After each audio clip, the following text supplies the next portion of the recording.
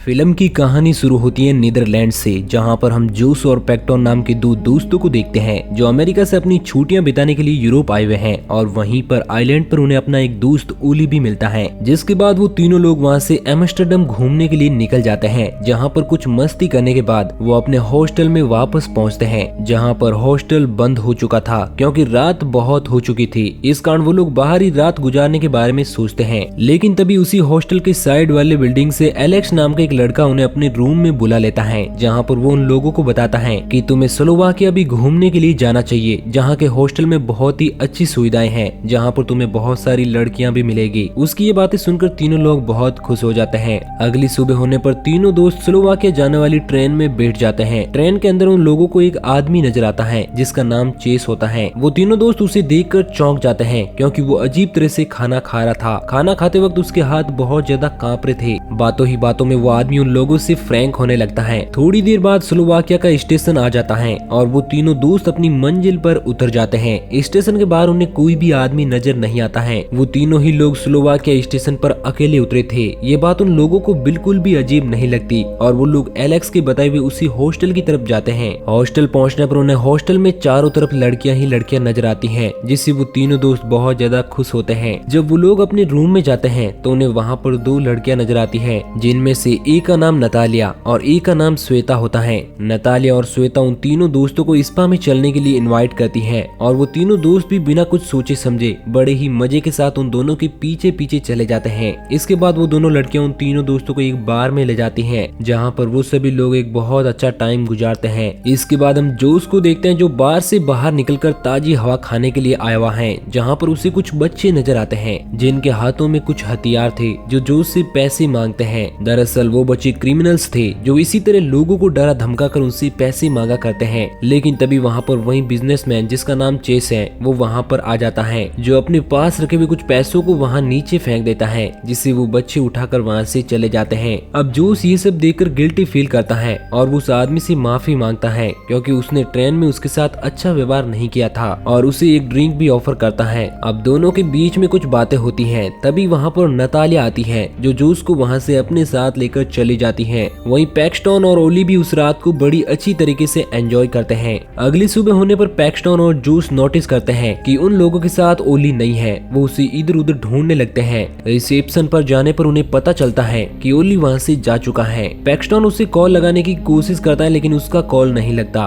उन लोगों को समझ नहीं आता कि आखिर ओली कहाँ पर चला गया। तभी वहाँ पर एक लड़की आती है जिसका नाम काना है, जो उन लोगों को एक मोबाइल में पिक्चर दिखाती है जिसमें हम ओली को देख पाते हैं जो कि एक लड़की के साथ मौजूद था। उन दोनों को लगता है कि शायद ओली किसी लड़की के साथ एंजॉय कर रहा है, लेकिन फिर भी वो उसे ढूंढने के लिए शहर की तरफ आगे बढ़ते हैं। रास्ते में उन लोगों को वही बच्चों का ग्रुप मिलता है जो उन लोगों से पैसे मांगता है। जॉस पैक्सटन को बताता है कि ये बच्चे बहुत ज्यादा खतरनाक हैं जो लोगों से इसी तरह पैसे मांगते हैं। तभी उन लोगों को वहाँ पर एक आदमी नजर आता है जिसने ओली की ही तरह स्वेटर पहनी हुई थी। उन लोगों को लगता है कि शायद वही ओली है, तो वो उसका पीछा करते हुए आगे बढ़ने लगते हैं। चलते हुए वो लोग एक म्यूजियम में पहुंच जाते हैं जो कि बहुत ही डरावना था, जहां पर उन लोगों को पता चलता है कि वो किसी और का पीछा कर रहे थे। अब वो दोनों नाखुश होकर वहां से वापस लौट आते हैं। इसके बाद उन्हें ओली का एक मैसेज आता है जिसमें वो उन तीनों लोगों को बताता है कि वो घर वापस जा रहा है, जिसमें एक पिक्चर मैसेज भी था। इसके बाद हमें पता चलता है कि ओली को कुछ लोगों ने किडनैप कर लिया है, जिसे वो लोग टॉर्चर कर रहे होते हैं और इस दौरान उन्होंने ओली का सर उसके धड़ से अलग कर दिया है और वो लोग ओली के साथ हुई उस लड़की को भी टॉर्चर कर रहे होते हैं। इसके बाद ओली के दोस्त उसे एक बार फिर कॉल करते हैं लेकिन उसका कॉल नहीं लगता। तभी वहाँ पर नतालिया और श्वेता आ जाती हैं जो उन दोनों को एक बार फिर से उसी बार में एंजॉय करने के लिए कहती हैं। हालांकि जोस वहाँ पर नहीं जाना चाहता था क्योंकि उसे अपने फ्रेंड ओली की फिक्र हो रही थी। पैक्सटन जोस को समझाता है कि शायद ओली अपने घर पहुँच गया होगा क्योंकि वो पहले भी ऐसा कर चुका है। जोस भी अब पैक्सटन के साथ चलने के लिए रेडी हो जाता है और वो लोग अब उसी बार में पहुँच जाते हैं। इस दौरान वो दोनों लड़कियां उनकी ड्रिंक में कुछ मिला देती हैं, जिसके बाद जोस और पैक्सटन की तबीयत बिगड़ने लगती है। जोस अपनी हालत को बिगड़ता हुआ देखकर वहाँ से वापस हॉस्टल आने लगता है। हॉस्टल पहुँचने पर वो सीधा कमरे में जाकर बेहोश हो जाता है। उधर पैक्सटन भी बुरी हालत में हो चुका है, जो वॉशरूम के लिए जाता है लेकिन वो वॉशरूम में ही फंस जाता है क्योंकि वॉशरूम का डोर बाहर से लॉक हो चुका था और वो वहीं पर बेहोश हो जाता है। जोस को होश आने पर वो अपने आप को किसी रूम में पाता है जहाँ पर चारों तरफ उसे बहुत सारे औजार नजर आते हैं। जो उसके चेहरे पर एक मास्क लगा हुआ था, अब वो बुरी तरह से घबरा रहा था। तभी वहाँ पर एक आदमी आता है जो उसका मास्क हटाता है और उसकी छाती पर ड्रिल मशीन से दूध छेद कर देता है, जिससे जूस की हालत बहुत ही ज्यादा खराब हो जाती है। और हम देख पाते हैं कि वो आदमी कोई और नहीं बल्कि बिजनेसमैन आदमी है जिसका नाम चेस है। चेस जूस को बताता है कि वो बचपन से ही एक मेडिकल सर्जन बनना चाहता था, लेकिन उसके हाथ कांपने की वजह से वो ऐसा नहीं कर पाया। जूस उससे अपनी लाइफ की भीख मांगता है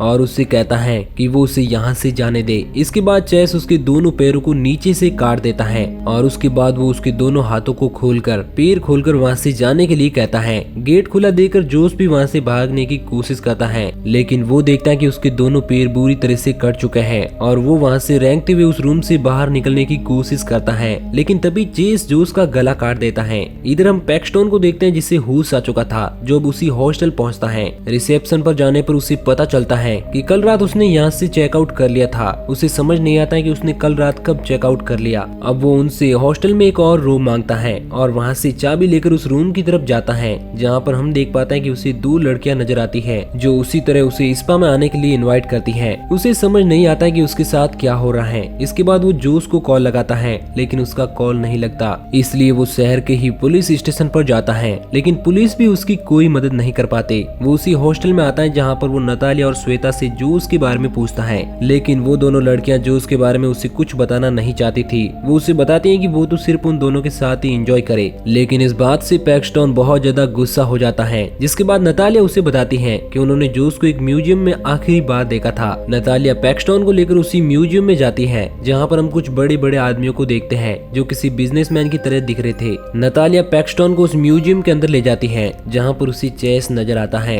पैक्सटोन देखता है कि चेस उसके दोस्त जोस की बॉडी के साथ किसी तरह की सर्जरी कर रहा है और उसकी बॉडी को बहुत ही बुरी तरह से काट पीट रहा है। ये सब देखकर पैक्सटोन को चेस पर बहुत ज्यादा गुस्सा आता है, लेकिन इससे पहले कि वो पैक्सटोन के साथ कुछ कर पाता, वहाँ पर कुछ सिक्योरिटी गार्ड आ जाते हैं जो उसे पकड़ लेते हैं। पैक्सटोन वहाँ पर नोटिस करता है कि वहाँ पर मौजूद कई लोग चिल्ला रहे हैं, क्योंकि उन लोगों को भी कोई ना कोई टॉर्चर कर रहा होता है। ये देखकर पैक्सटोन बुरी तरह से डर जाता है। उसे एक रूम में ले जाया जाता है जहाँ पर दो लोग मौजूद थे। जहाँ पर मौजूद एक आदमी को पता चलता है कि पैक्सटोन एक अमेरिकी है, तो वो उसे कैंची से टॉर्चर करने लगता है और उसे बांधकर उसकी 2 उंगलियां काट देता है, जिससे पैक्सटोन को बहुत ज्यादा दर्द होता है। हालांकि इस बीच उसकी हथकड़ियां खुल चुकी थी और अब वो आदमी अपने पास रखी हुई एक चैनसो से पैक्सटोन को खत्म करने के लिए आगे बढ़ता है, लेकिन इस दौरान वो वहाँ पर पड़े हुए खून के कारण फिसलकर वहीं पर गिर जाता है और वो चैनसो उसी के ऊपर गिर जाती है, जिससे उसका एक हाथ कट जाता है। ये मौका देखकर पैक्सटोन पास ही रखी एक गन उठाकर उस आदमी को शूट कर देता है, लेकिन तभी वहाँ पर कुछ सिक्योरिटी गार्ड आ जाते हैं। पैक्सटोन उन लोगों को भी उसी गन से शूट कर देता है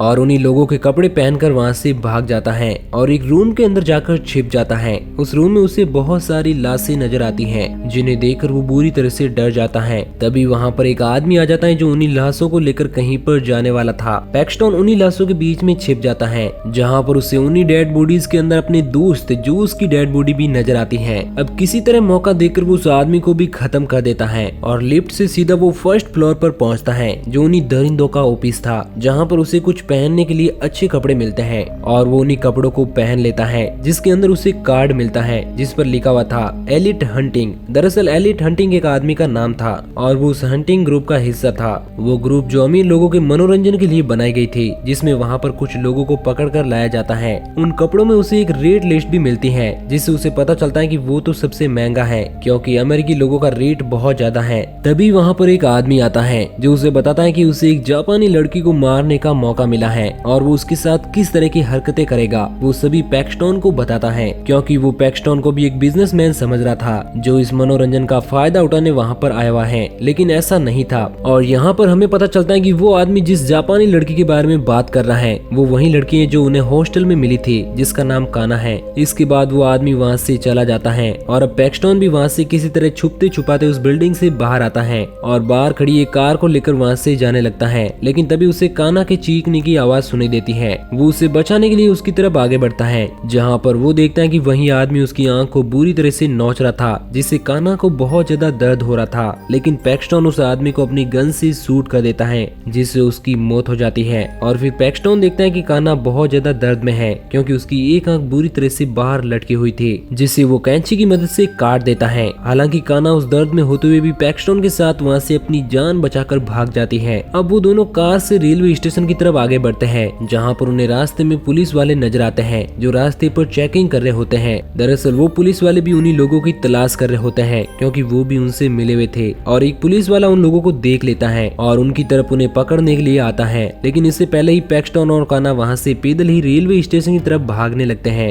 और कुछ देर बाद वो रेलवे स्टेशन पर पहुंच जाते हैं। वहीं काना रेलवे स्टेशन के मिरर में अपना चेहरा देखती है, जिससे उसे अपने आप से नफरत होने लगती है। उसे लगता है कि उसकी लाइफ पूरी तरह से खत्म हो चुकी है, इसलिए वो वहीं पर आ रही एक रेलगाड़ी के सामने कूदकर अपनी जान दे देती है। ये सब देखकर वहाँ पर मौजूद सभी लोग इकट्ठा हो जाते हैं। इसी का फायदा उठाकर पैक्सटन प्लेटफॉर्म पर खड़ी एक ट्रेन में जाकर बैठ जाता है और वो ट्रेन भी वहाँ से आगे बढ़ने लगती है। पैक्सटन अब चैन की सांस लेता है, लेकिन तभी उसे ट्रेन के अंदर से चेस के बात करने की आवाज सुनी देती है। अब पैक्सटन उसी तरफ जाता है और वो देखता है कि चेस पास ही के एक स्टेशन पर उतरा हुआ है। पैक्सटन भी उसी के साथ वहाँ पर उतर जाता है और वो उससे छिपते हुए उसका पीछा करने लगता है, जिसके साथ एक छोटी बच्ची थी जो उसी की डॉटर थी। इसके बाद चेस और उसकी डॉटर अलग अलग वॉशरूम में जाकर फ्रेश होने लगते हैं। कुछ देर होने के बाद चेस अपनी बेटी का इंतजार करता है जो कि एक अलग वॉशरूम में गई हुई थी, लेकिन वो अभी तक नहीं लौटी थी, जिससे वो काफी ज्यादा डर जाता है और उस वॉशरूम में चेक करने के लिए जाता है, जहाँ पर उसे उसकी बेटी नहीं मिलती। वो उसे रेलवे स्टेशन पर ढूंढता है,